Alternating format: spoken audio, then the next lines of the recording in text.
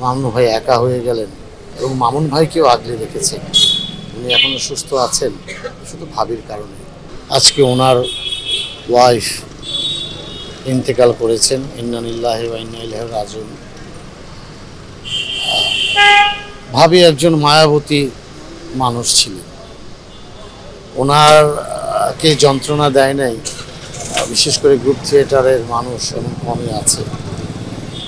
তো আসলে যারা শিল্প সাহিত্যের সাথে জড়িত তারা একটু একটু বহেমিয়ান টাইপের হয়, একটু সংসার থেকে দূরে থাকে। মামুন ভাইও এর বাইরে ছিলেন না, লেখালেখি করতেন, এত বেশি নাটক লেখায়, পরিচালনায়, অভিনয়ে মনোযোগী ছিলেন। ভাবির মতো মানুষ ছিলেন বলে আসলে এত বছর সংসারটা উনি আগলে রেখেছেন এবং মামুন ভাইকেও আগলে রেখেছেন। উনি এখনো সুস্থ আছেন শুধু ভাবির কারণে। তো আজকে ভাবি চলে গেলেন, মামুন ভাই একা হয়ে গেলেন।